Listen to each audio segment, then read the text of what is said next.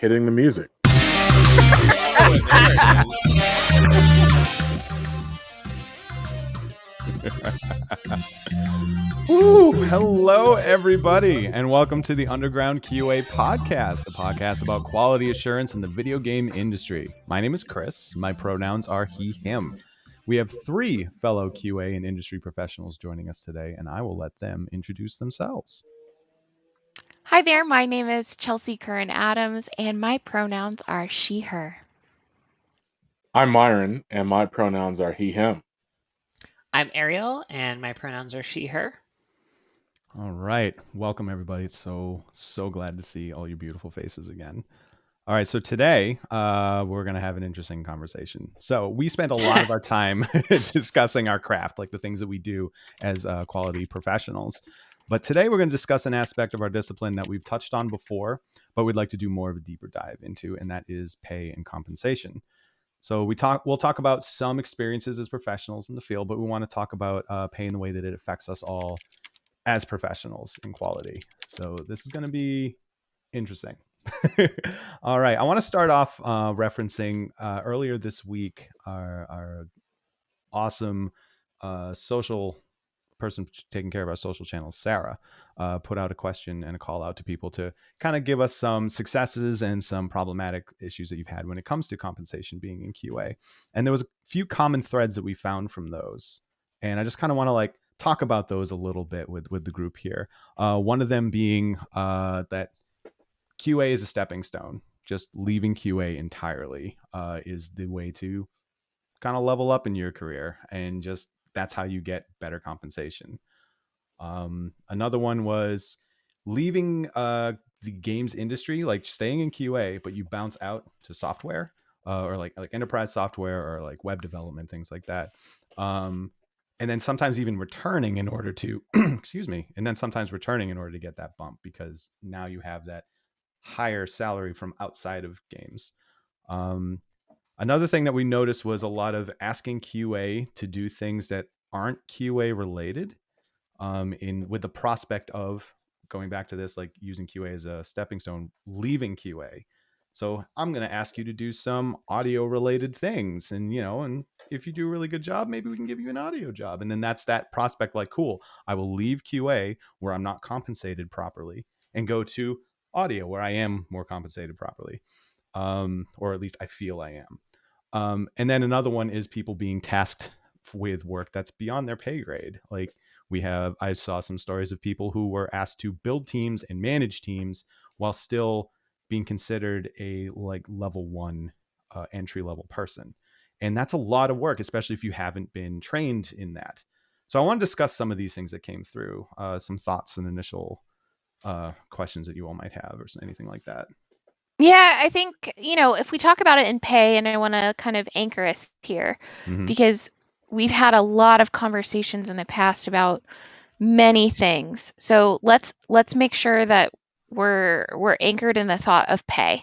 And when we think about pay and the idea that people are using QA as a stepping stone, that was one thing that we mentioned. It means that there is inequality in the job role, that the pay is better outside. Now, I was just talking with folks earlier and said, if you want to be an engineer and you come in and that's your goal and you become an engineer, we're excited for you. You are bringing the quality craft to other groups. You're taking your QA identity with you, and we hope that it's a positive one. However, let's assume that you're I hate this job because I don't get paid as well because I'm doing a lot of work. That's the problem. That's the inequality. I'm not being paid to do work beyond my pay grade consistently. And those things are things where that hurts, right? Yeah, that can be really tough to feel that you're doing so, just saying you've done so much work with the amount of things that you need to know to understand a feature set that you're trying to get out into the game. Areas from the art, the trying to understand at least how the engineering and reading call stacks, being able to understand that section of it. At some points, understanding how the audio assets are called in and how they work and how frequencies and how things should be heard. there's so many different things you need to know, and to feel that you're not getting compensated properly to know all that and report on it properly to the people that need to see those issues. That's a difficult pill to swallow, and that's very tough to sit with for as your job for an extended period of time without looking elsewhere. Yeah. Right. It's like there's two things I think at play here when talking about QA pay. Mhm. One is increasing the visibility for decision makers, people who aren't in technology, but who have other capabilities like signing large checks, Mhm. moving finances around, things of that nature. So those are people that we love to deal with, particularly on good days when things are approved, right? And so getting awareness to them that quality practitioners, particularly quality practitioners that don't code, that's another thing, are valuable. Mhm. They're valued for thought leadership. They're valuable for you getting really good stuff to market. They're valuable to keep and drive a team moving forward.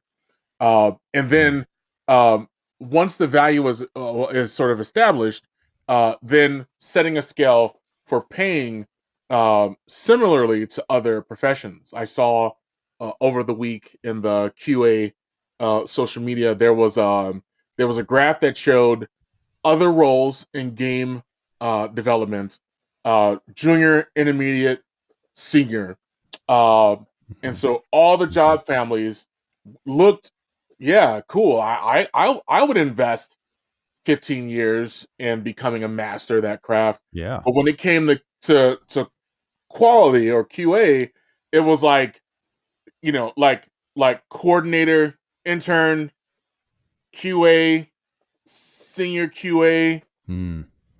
and then it's sort of like plateaued across an industry. Yeah, Yeah. even though you're increasing in like title and responsibility, the compensation increase just stopped. Yep. Yeah, so I worked at a company that had a bunch of different levels for all these different positions, Mhm. and there was actually a much lower cap on the highest level for that you could go in QA compared to all the other disciplines. So like there was equivalent of 10 levels in every other discipline and only 5 in QA, at which point you were expected to either go into management or get out of QA and go do something else. Mhm. So we literally have like infrastructure that is built in, expecting you to leave QA, expecting you like, oh, if you're serious about games and you want to stay here and keep doing games, well, naturally you're going to go on and do something else instead of just Obviously. staying in the discipline that you like and want to keep working in. Yeah, yeah. Oh, and it really kind of just, what does it do for the people who don't either have a hard time with or don't want to work on their management skills and grow teams and work in that aspect? Like having someone who doesn't want to be a lead, who isn't good at being a lead, being, well, this is the only way I can really grow, especially those who aren't as technically as like coding, like Myron was saying earlier. Like, what do you do then? Like, where do you go? Like, you're just going to be unhappy, not getting paid well, doing work that you don't want to do in an under served discipline. Yeah. It's tough. It's tough. So this is fun. One thing, Chris, I like how you mentioned that. So like an underserved discipline, from the perspective that how do we increase the visibility so that the allies, the people who are, for example, responsible for setting up the job grades. At the launch of the Underground QA podcast, we had an amazing, and I forget her name, but we had an amazing person who works in onboarding at organizations. Lindsay Yeah. Thacker. Who was probably one of the people who were in the room when they say, all right, well, let's revisit the job families and the job levels so that we can then hit the market and do comparable analysis on salary and compensation, blah blah blah. These are the kinds of, by the way, so for people who are coming here for the first time or seeing this for the first time, all of us have the incredible honor of being leaders of others and at least having awareness of these conversations. So this may be a tangent, and so Chelsea briefed me in the beginning. So we have code words, and I'm actually monitoring to see if we're not going too far. which is important, right? Like we're a team, and we each know what each other needs to keep us going, right? Mm-hmm. And so I think it's important for us to look at two facets of this: the Mhm. individual who's trying to figure this out and work through these challenges, that's becoming aware of it being a challenge in QA compensation, and the other side is, all right, well, what about the leaders who are also um, proving the value of quality practitioners to increase? So there's like two sides of the same sort of like coin. Yeah. I think, we've had this conversation before, but really, Ariel, Myron, Chris have all highlighted the idea that the positions have to exist in order for people to stay in quality assurance. Mhm. And I feel very privileged to work in a company and have worked in several companies where this infrastructure exists. If it's something that you're passionate about, I know we've talked about job levels in the past, but hit up Lady Odd Duck, hit up our Twitter, tell us that you want us to talk about career paths, because just one thing to note is just because the job exists doesn't mean that the pay is good. I've worked in plenty of jobs where being a manager is not lucrative, but to meld the idea of like I have the opportunity for growth and I'm getting paid what I believe the value is worth. I think those are things that we as a community can and should talk about if you're interested in it. Absolutely. Yeah, absolutely. We would love to hear more. Like, because we did in our first season talk about um, career paths, but being able to dive deeper into it and start talking more of the fun details around that instead of just highlighting a bunch of different paths would be great. So we'd love to hear from you. All right. So let's step forward now. We talked about one of the things we discussed briefly, and we've talked about in previous episodes about QA as a stepping stone being one of the things that's kind of keeping QA in this I don't want to say pay bracket, but maybe that's a good way, but in this kind of like lower compensation kind of area. What do we feel are some other areas that keep us there, that are like industry perspectives on QA that have said, hey, maybe this is why we don't need to pay you that much? I think one of the first things that comes to my mind is the fact that the barriers for entry into quality are very low, and I think that's something that we just have to deal with, like, and acknowledge. The barriers for entry into quality, being a quality practitioner, are can be rather. So, like, for example, if you go into quality at a studio that's building like hardware, you're absolutely going to have some engineering chops, like actually like in the lab, like with clean room stuff. So let me take the previous blanket statement and revise it. But generally speaking, um, organizations can find a place to put quality practitioners that the barriers are low. Yeah, so I think a part of it is like, in a lot of places in the industry, there is a very specific idea of what a tester is, of what an entry level tester is, that people have in their mind, right? It is someone who plays the game and they find bugs and they write bugs, right? And if that is like your idea of what a QA person does and that's all they do, well then, yeah, it's very easy to do that job, right? Like you can bring in a crowd of like 12 high schoolers fresh out of graduation and they can do that job.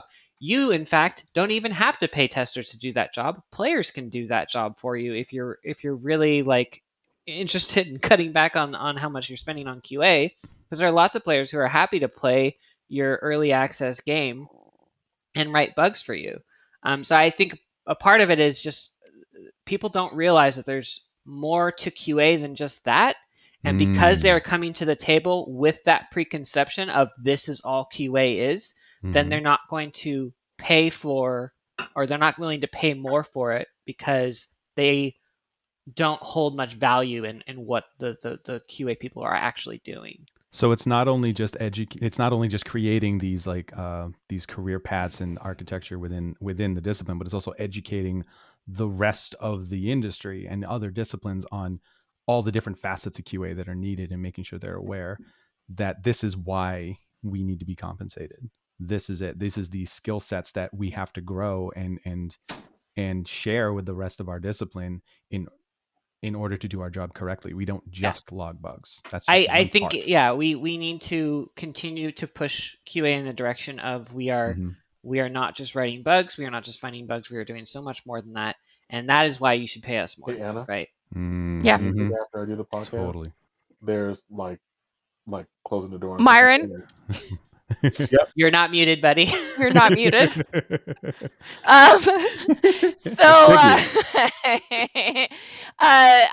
Ariel, to follow up on that, I posted a post on LinkedIn this week, and I know that you saw it because you reacted to it. I actually think most folks in this group did, but there's this idea that QA people say that they break software or hardware, and I know I've had this conversation before on the stream. Yeah. But it's exactly to follow up with what Ariel is saying. We are not the creators and curators of your defects. We're not here to break your software. Your software was already broken. Your game was already broken. What we're here to do is tell you the risk of what happens. And so I think that the mental shift around pay happens when we start to view ourselves as the protectors. In my post on LinkedIn, I'm just going to share like the last part because I think this is really the essence of what I see our deficit is. Yeah, I love the visual you create in that post. Do you want me to just go ahead and go through the whole thing? Would that be? Maybe I'll just do that. That'll be easier. Sure. Okay. Sure. Why not? So, That's great. Dear QA people, quit saying you break software, games, or hardware. Our job is not to break software, it's to find the broken pieces that already exist and alert the company to the risk of the broken thing. If you are a staff member at a restaurant and there was bad food put on the line that you were going to expedite, that you were going to send to a table, would you say you cooked the bad food? No. You saw a problem with the food and you informed the team. You saved the customer from a bad experience. So quit reducing your job to a destructive, negative role on the team. Quit allowing your product managers, your producers, and engineering teammates to turn you into the bad guy that broke it. You aren't the villain who broke the system. You aren't a gatekeeper, and you aren't wielding a bat. You're wielding a brain, some safety gear, and are looking for ways to save the team from danger. I think that this mental shift allows us to change from being just testers, just bug finders, to a career in safety and risk. Yeah, I like to frame those ideas in this from the perspective that as quality practitioners supporting the delivery of some kind of value to market, like an experience to market, we bring products to life. Yes. Because no matter what role you have, no matter what role others have in the organization, the bottom line is when the QA lead or the QA senior practitioner's role is lower, that just makes this conversation more informal and hidden. So if it's a very very unsafe environment for quality practitioners to stand up, you'll be stopped in the bathroom. Hey, hey Myron. So like everyone says everything's all right, but I just wanted to know from you. You can't tell anyone we talked about this, but like, are we okay? And so it's that looking and dispositioning the risk that puts us in the position of bringing products to life. Well, we're trying to save, for example, we're trying to cure cancer. All right, okay, cool. I'm going to help you make sure that we actually launch it. And we launch something that's safe. And so I'm going to join the team in the very beginning to help clarify and establish the goals for what we're doing. And I'll tell you when we've met those goals. I'm going to take tangents out. I'm going to take unnecessary risk out. I'm going to stop us from adding things before we've completed our goals. And I want to get the product that we think satisfies a need in the product in the market to the player. Yeah. I think an important thing that goes with that is this idea of a greater calling. And I want to make sure that we confront the idea that it is okay if you are a tester, and it is okay if you are managing a lot of defects right now, and if that is your primary role. We're not here to change that if you don't want the change. We're not here to say that the pay that you're getting isn't good. What we're here to say is there is a world in which we all start to work towards a greater idea of how essential we are to the industry, and working to make sure that we have the proper pathway so that you're not stuck in that role if you don't want to be in it forever. And so that if you decide that you want to pursue something differently, you're allowed to do that. Testing, quality assurance, risk management, defect management, test planning and execution, those are all so key, and they're all valid points. And whether you're internal, external, contracted, full-time, you should feel happy with the job that you do and compensated well enough to maintain the lifestyle that you want. You shouldn't be living in Los Angeles worried about food because of your job. And that is a very real existence in Los Angeles if you're making minimum wage as a game tester and you're on contract and you don't have benefits. I know, Ariel, that's a very real existence. For you up in the Bay Area, I've known several folks who are like that. And even Chris, in a space where North Carolina is much more forgiving economically. And Canada, Myron, is one of the largest spaces for external contract testing in the world Yeah. for the I'll games also industry. add the Boston area was very similar with what you're speaking of. Yeah. You, in fact, in California, it actually used to be there used to be this law that after if you were a contractor for 12 months, a company had to either employ you full time after that or let you go, and they could bring you back after 3 months. So a lot of the testers that I knew when I first got into QA would do 12-month contracts, and then they would get let go for 3 months, and then they would get hired back on by the same company just so that company could continue to pay them a contractor's minimum wage. And that went on for, I'm not even sure how long, but it went on until they weren't allowed to do it anymore because it was ridiculous. Yeah. But this is actually one of the reasons why I'm constantly telling people that they need to stop worrying so much about having loyalty to a company, because a company does not want to pay you a cent more than it has to. It is there to make a Absolutely. profit, and your salary is cutting into that profit. So Yes. the lower your salary is, the higher the company's profit is, and the better the company is doing. So they're always going to be trying to pay you less than you want to be paid, right? Yeah. It's Absolutely. why negotiation tactics are so important. Right. And Yeah. I promise you that the first offer generally is not the best offer. Right. And also, salary isn't your only negotiation tactic. And they will make you feel like every benefit that you're getting is a benefit out of their pocket. But I'm going to share a secret with you. There are taxable deductions that companies take for the benefits that they give you. There are taxable deductions that companies take for paying you, even. So don't feel bad about asking for what you need. Right. I recommend, especially if you're looking at a new role, to take a look at the cost of living. Remind yourself of what it would cost for you to be alone. I know that you may have a spouse or someone who's with you who is helping you support economically, but when you're looking for a new role, make sure that you're looking out for yourself. Multiply that monthly pay idea by 3. You should be making 3 times what your rent is, and make sure that you're saying, I cannot live in this situation. I cannot do this. And sticking up for yourself that way. That's a really good point. Like flat out saying like I cannot live with this setup, with this pay, because I literally cannot. It's not possible. Is important.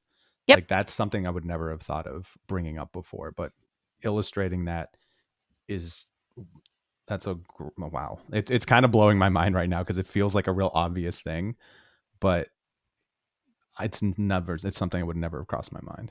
I just want to read something that Kinetech wrote in chat. I do not believe the contract limit was law, just standard practice to avoid legal exposure after the Microsoft permatemp lawsuit in Seattle. I think you might be right on that.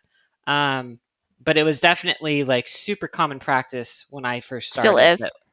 Yeah, all the companies I worked at when I first started were doing this, and it was I don't want to get too salty. Well, it's like I think it's one of the important things to identify this as another one of the pressures on QA salary. Yeah. Sort of like the gig economification of the role. Yeah. So the people who are making decisions, and these are people who have never done typically been on a team, Right. but they read the Financial Times, and the Financial Times says, here's what people will accept in QA. So you can absolutely do it. Like I had a conversation with the executive team where I'm at right now, and when I brought up every other role was an automatically okay, all right, cool. But when I put a Q in there, it was like wait, hold on a second. Now I heard that for people to be valuable at all, they all have to code, right? Right. It says right here, like in this, that they all have to write code, right? No, no.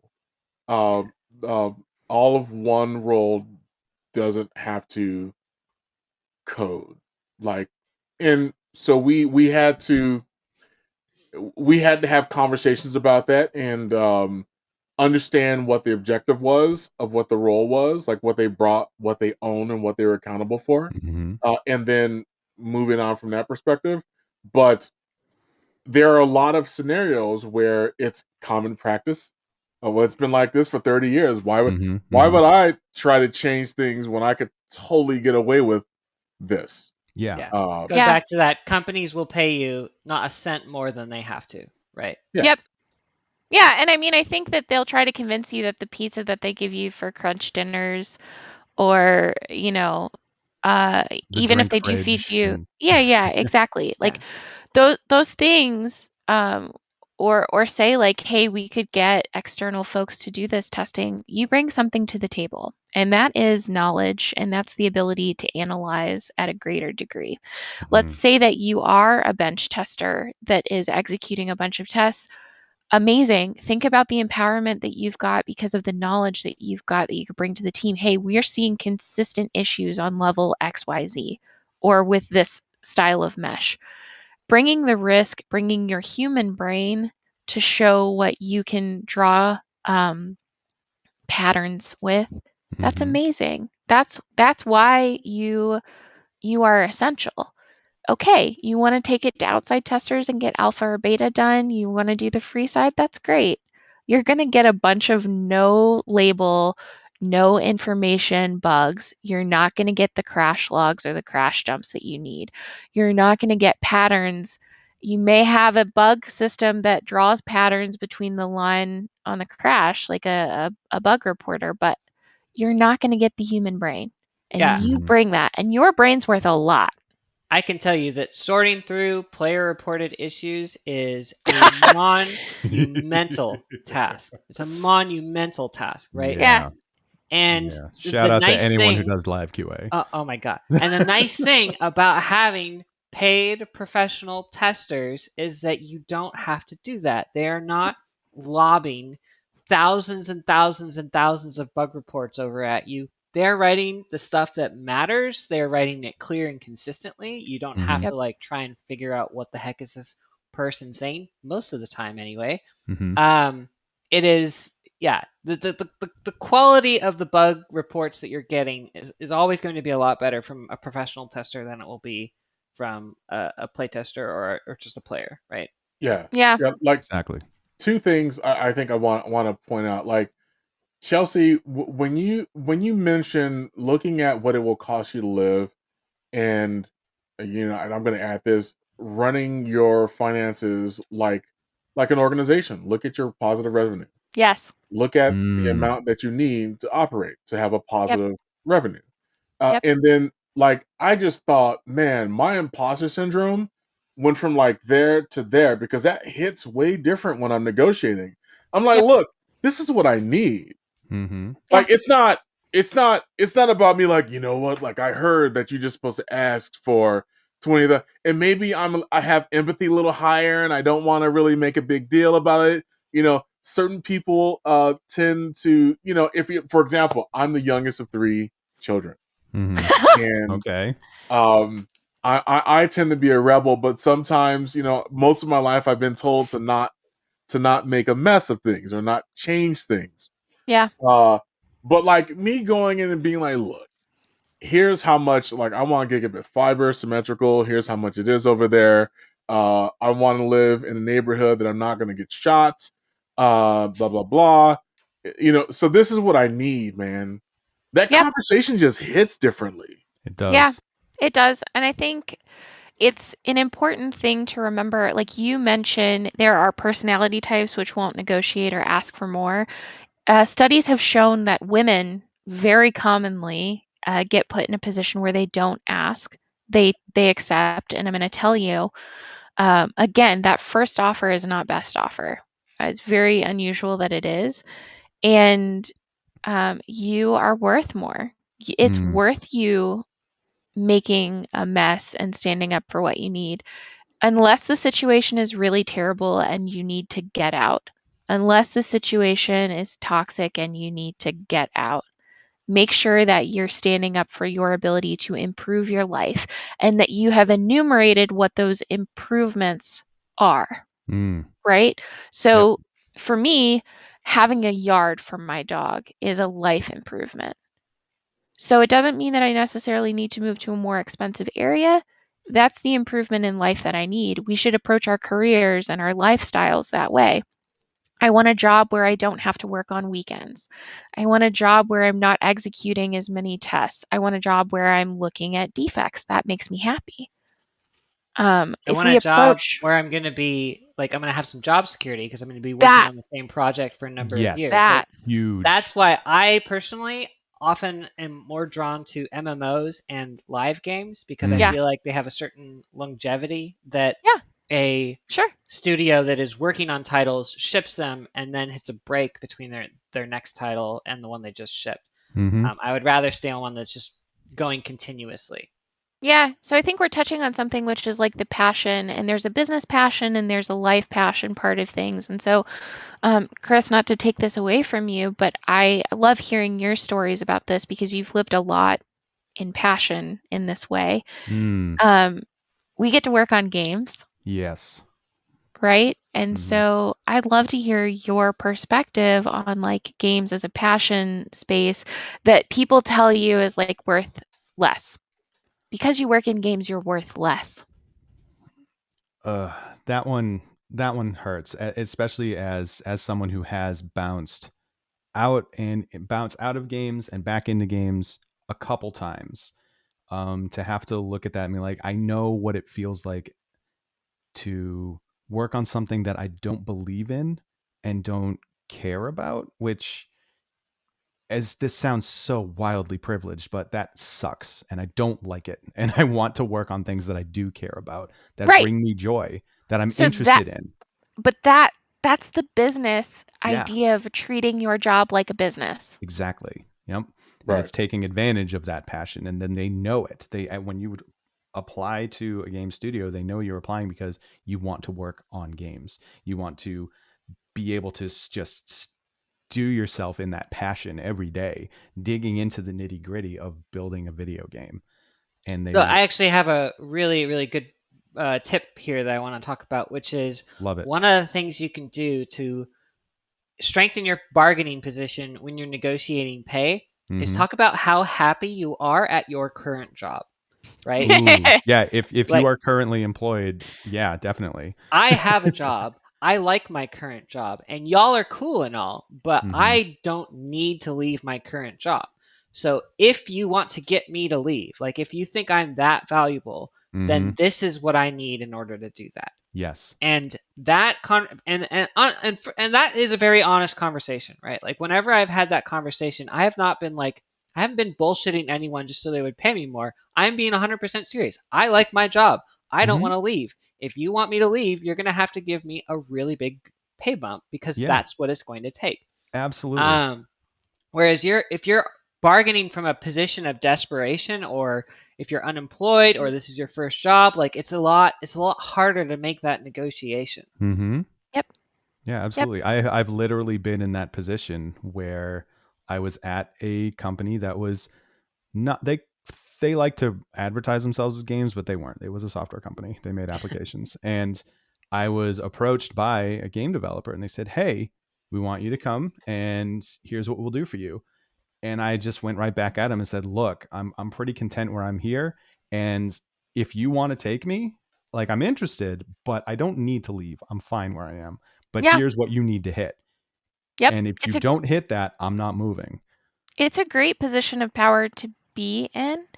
Ariel, you touched on something. There's been a lot of job loss. There's been a lot of movement in the industry, in the world in general right now. And so, it is one thing to be able to say like, "Hey, I've got a job position and I'm happy in it." And if you can't have that conversation, then it's okay for you to play the long game. Sorry, there was a very large crash at my house. It wouldn't be the underground QA if we didn't have weird sound going on in the background. And it's your job to figure out what it is, viewers at home. Yeah, right. At the bug report. I don't hear any yelling or barking or meowing, so I think we're okay. But the reason why I bring this up is because, Chris, you mentioned the idea that like I'm happy here. I've used this as a negotiation tactic. And Ariel, you said it like, "Hey, I don't need to leave. I'm very happy where I am." I've had those jobs come back a year or even 2 years later and make me a better offer with more because they haven't been able to find my energy or the thought, or they found someone, they weren't as happy in that role and that person moved on, so they come back. So like conducting yourself very well, taking the business approach, taking the serious approach to your life, that's going to be the thing that benefits you the most. So don't worry if you don't get the opportunity now. Do the best you can in the interviews. Do the best you can in the interactions, and realize that the universe may be saying this door isn't the right door right now. Yeah, right. and do the best you can to establish a relationship with those people you're talking to. Because if you if you blow them off, or if you're rude or otherwise dismissive of them, and you don't take the hiring process seriously and respectfully, then they're not going to want to come back and talk to you again. But if you leave a really positive impression and they're thinking around being like, "Gosh, that Chelsea, she was really amazing, and I bet if we offered her $20,000 more, we could have gotten her. So let's go ahead and make that offer and see if she's willing to come back now, a couple years later, right?" Yeah. Yep. Imagine that several people are doing that at the same time as well. Hey, I can't live off of this money. The company is going to start to get the impression of, oh, maybe we need to pay a little bit more. Right. We need these roles. We need these roles. We need these people. How many times will a company like have a good candidate turn them down because the offer wasn't good enough before they finally say, "You know what? I think we need to make a better offer to these candidates if we want good people." Because the only people that we're getting who are actually willing to take this pay are not the candidates that we're looking for, right? I have been the hiring manager in that job, in that position. Yeah. I have been that person. Where you've had to say, "Hey, we where need to I've pay had to more." say we have to pay more. Yeah. We're not getting what we need. Oof. Yeah. I've been there too. Especially if you're creating a new role, right? Like or if you know, for example, if you know that maybe we can get someone that does this and that, like, right? Like we all do it. Like that's then your pay, you have to be a little more open to the pay, like even creating new job categories. I've done that. Chelsea, she's noted that she's done that. you're going to have to do that. And one of the things that I do, so like on the side of the person that's applying for the job, it's like identifying what you need, so that's a much stronger position to be in. But on the other side, when you're trying to hire someone and you know that the pay is too low, perhaps framing it in a different way can help. Like one of the things that I do when I go to the person that's signing the checks, I say, hey, look, we need like 4 more iPads. Oh, you need 4 more iPads? Why do you need 4 iPads? Well, because that's about $8,000, and we need to give this person 8,000 more. I've had this conversation. Oh my god. Now, if you just ask for 8,000 more, they'd be like, no. But if you frame it in a different way, dude, like we would buy 4 iPads right now if it's something that we needed for this critical feature. So why wouldn't we pay this person 8,000 more? Yeah, for the cost of 4 iPad Pros. Yep, to get the human that we need to do the job that we need a human brain to do. Yeah, I use iPhones, by the way. I don't use iPad Pros, but I use iPhones. I'm like, look, 5,000. That's 4. That's actually a 3 iPhone. Hardware becomes so expensive so quickly. So, Yeah. To be honest. like, are we going to give up on, you know what I'm saying? Like the cost of us getting this person to the last stage, which was expensive, certainly more than the cost of 3 or 4 iPhones.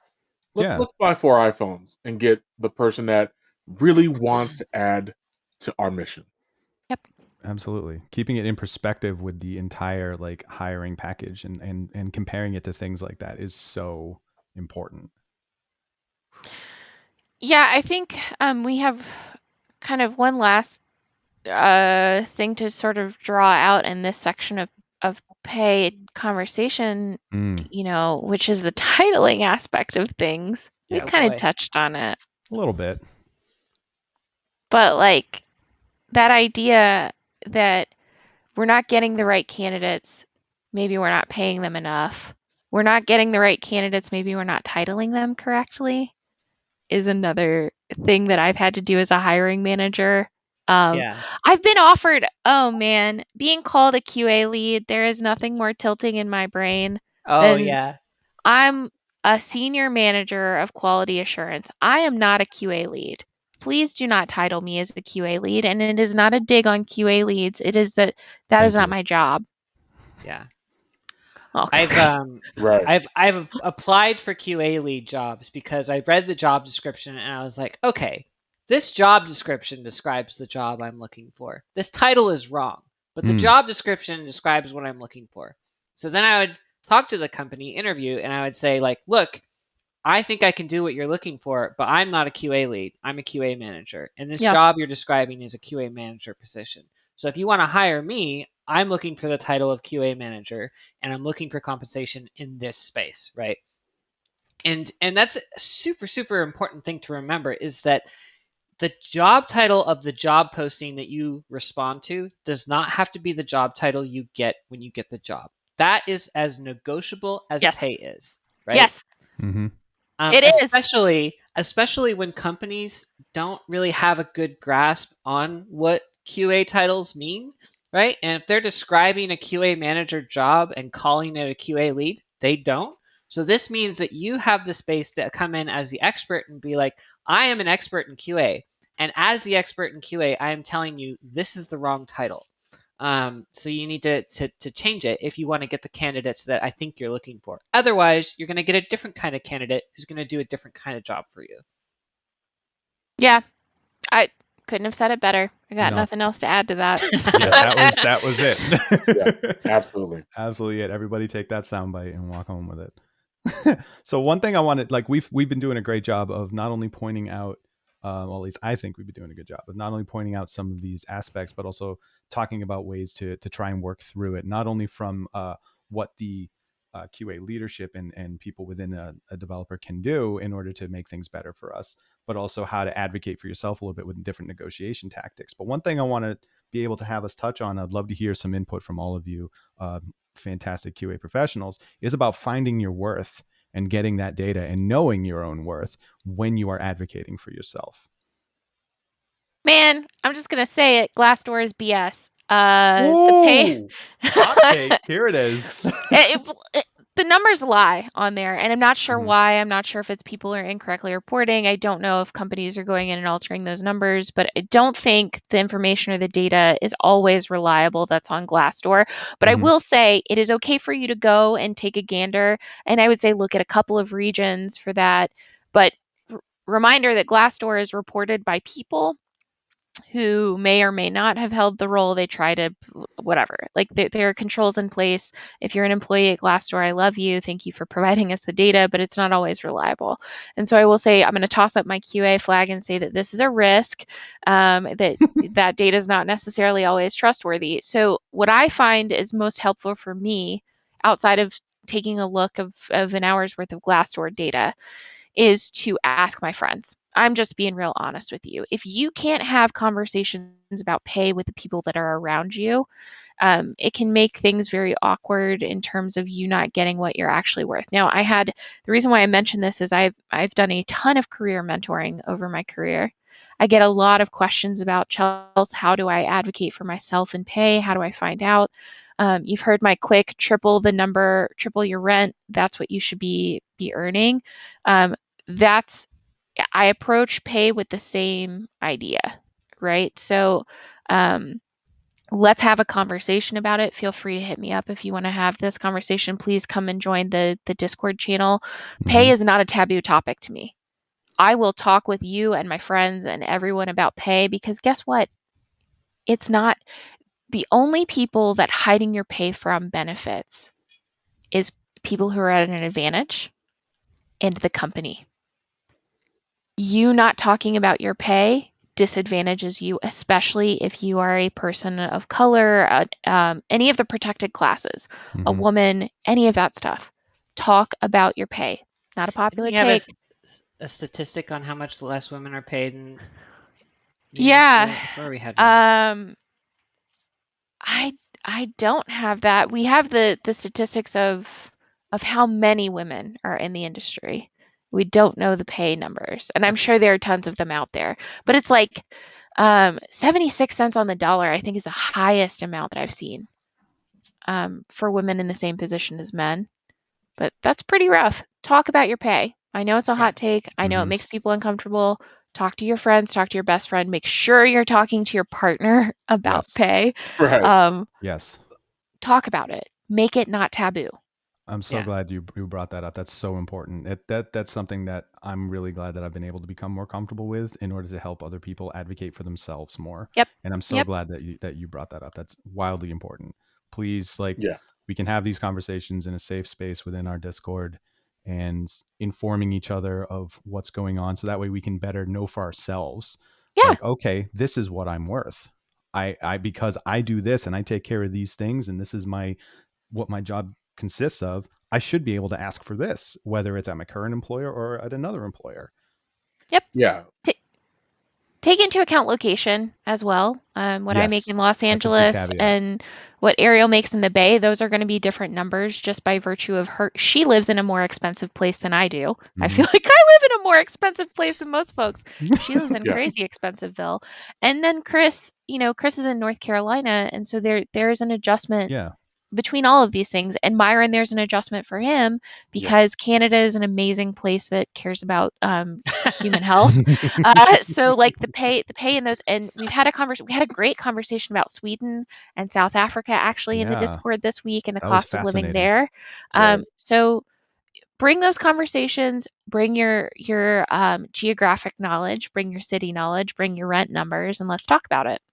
Yeah, absolutely. And Absolutely. I think one of the things that we're underscoring a lot, and I want to underscore it a little more, like with a big highlighter, is be in a safe space.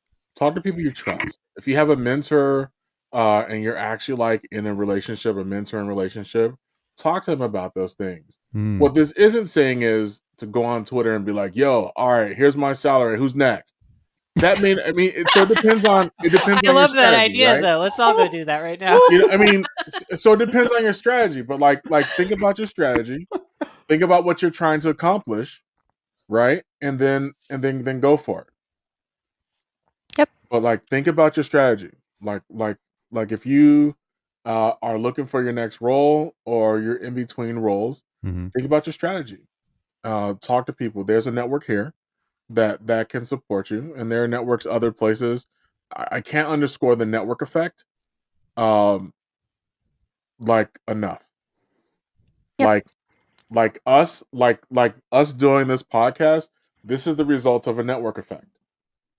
And you can have this supporting you as well, with us and other people who are around you. But there's nothing better than being able to ask people that you know or who trust you. Hey, how's that company? What's going on over there? There's a statistic of like 80% of jobs not being posted anywhere. Like, Really? for me and my experience in Toronto, like that is very real. That is very real. Like, that is super real. And so, like, if networking is not a part of your pay strategy, consider making it, like burning some calories there. Not, don't go all out, but consider adding it as a strategy as you get more comfortable, because it's a skill too. So don't expect to be able to, like, just start tomorrow and like reap mad benefits, but put it in your strategy and consider what it'll take for you to get there. Absolutely. All right, this has been a fantastic chat. So what I'm going to start doing is start driving this home. Let's button this all up. So we've had some awesome points, like we've discussed areas where we feel like why QA is where it is when it comes to pay, some of the things that have led to that, and we've also started some awesome discussion points about what we can do to start helping alleviate that, helping drive QA representation and pay in a better direction. We discussed building clear career tracks that highlight QA's roles within development as part of the development team, an important part of the development team, including and beyond finding defects. We've talked about taking that and educating the rest of our company and the rest of the industry on these roles and why they are what they are and why we need them and why they should be compensated properly. We've discussed some different negotiation tactics, including you saying, "Hey, I'm happy where I am. So if you want to get me, you gotta meet me up here because this is my standard." Flat out saying, "I can't live on the pay that you're offering. It's not possible." Like, that's huge. At least to me, that's huge. And then we also discussed finding and knowing your worth by having conversations about pay, trying to take the taboo away from it and talk to your peers and your professionals and other professionals in your networks about what everybody's being paid, so we can start finding that common ground and advocating for our discipline as well as ourselves.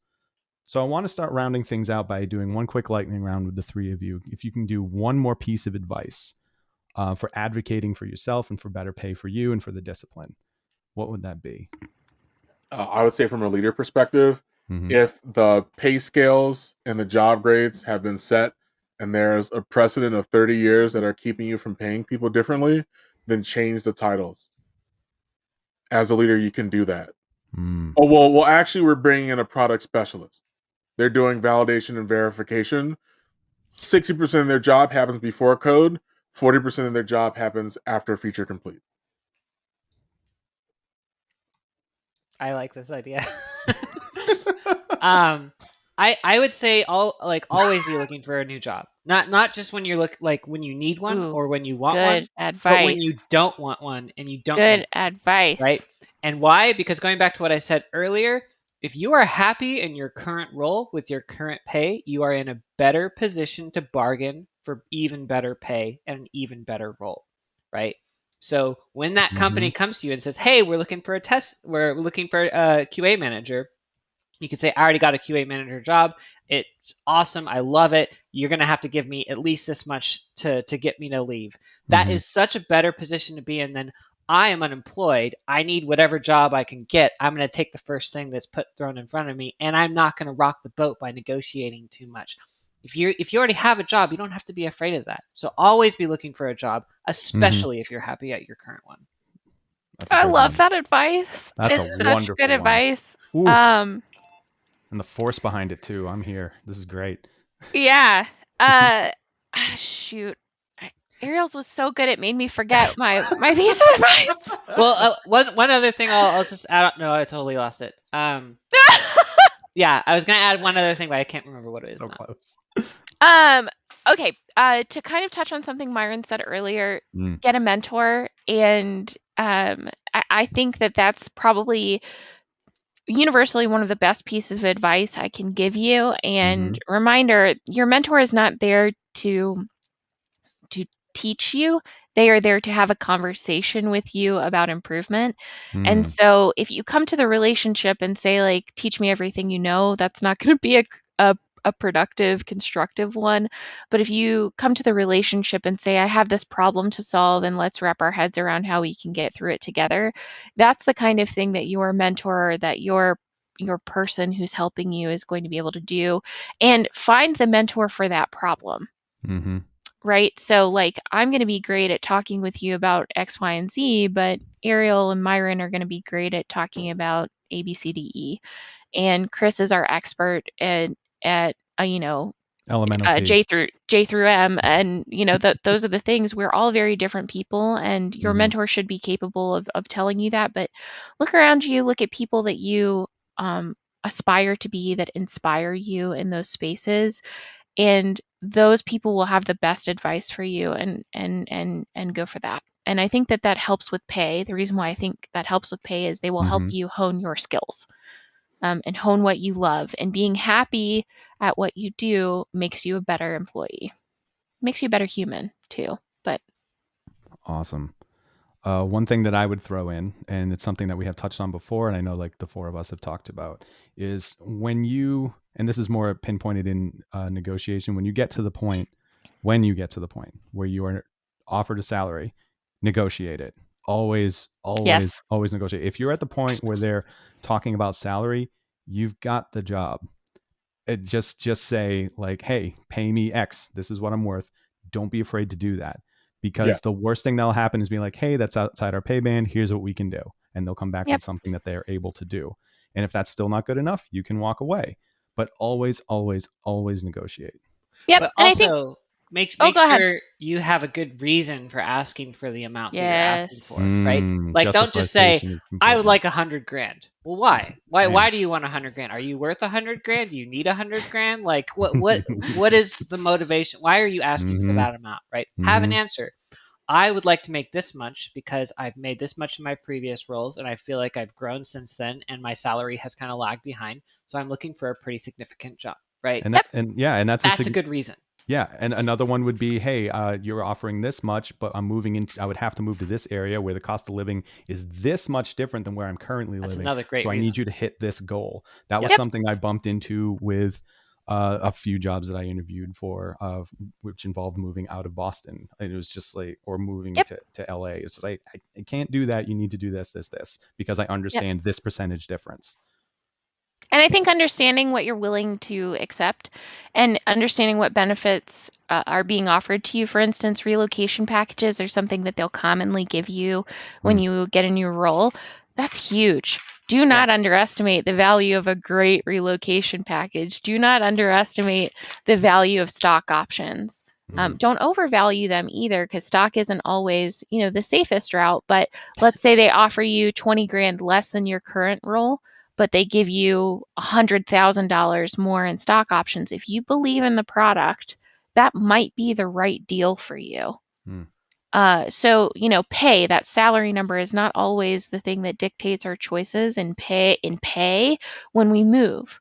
Just be passionate, be very logical, and reach out for help if you have questions about things. But don't underestimate the real concrete, I'm not talking about pizza and meals, the real concrete benefits you can get from changing your job that may infinitely improve your lifestyle and your approach to retiring, your approach to having a farm with goats, if that's what you want to do, or working from home permanently. Like, these are all benefits. They're very real pay benefits. Right. This is great. Absolutely. So this is a tough conversation and a tough topic to get into, but I think we were able to at least start some good conversations and start airing some things that are important. And I'm glad we all brought this up. So thanks everybody for this. I think we danced around the salt pretty well. We danced around the salt. There was a little kind of sprinkle here and there because everybody's got their experiences, and we want to acknowledge that. It's a tough one, but I hope that we can continue having this conversation in our discipline, in our profession further, so that way we can definitely advocate for ourselves a lot more as a dedicated quality practitioners. All right. Well, thanks everyone. This was fantastic. I think that's it for today, folks. I really appreciate you joining in. I want to thank Myron, Ariel, and Chelsea for once again joining us for a fantastic conversation. We'd also like to thank our audience for listening. So we wouldn't be doing this podcast without you. So if you have any suggestions for future topics or maybe a bug of the day, we would love to hear from you. If you are a QA professional and would like to be on the podcast, we would love to have you. Please. Yes, please. I mean, we like to talk to each other. It's real good, but we also love to have more people come in and add to the conversation and spice things up a little more with different perspectives. So please, we'd love to hear from you. In either case, please feel free to contact us at undergroundgameqaconf@gmail.com or reach out on Twitter at undergroundqa, because we'd love to hear from you and we'd love to collaborate. One day we'll have an in-person conference, maybe. One day. Again. One day. One day. Yes, in things the look a future. little brighter. We're getting there, but one day we'll get there. So Putting the conf back in conf.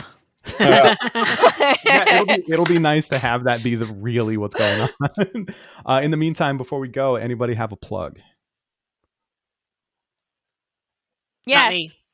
Ooh, all right. Yes, Chelsea. I am going to plug you taking a moment of mindfulness for yourself to get outside, get inside, put on whatever music you like, and feel your feet, feel your hands, feel your body in the space that it's occupying, and remind yourself that you're here, you're present, you're loved, and just remember, like, you're here, and we're happy you are. Take that moment of self-care. Thank you, Chelsea. Appreciate that. I second that. I think that's the plug for the week. Yeah, we just have that one. All right, everybody. Thank you so much once again for joining us. Thanks to our panel again. And just another reminder, keep playing, keep testing, keep washing your hands, and please go get vaccinated when you can. Please. Hey, I'm done. You done? This Nice. week. Good. Still waiting to get in. Good. Please Yes, You got it. be patient, but when you get your opportunity, go get your vaccine. The page in Ontario is a 404 error, but that's the music, y'all. Thanks, everybody. Bye. Bye. See you Thanks for next joining time. us today.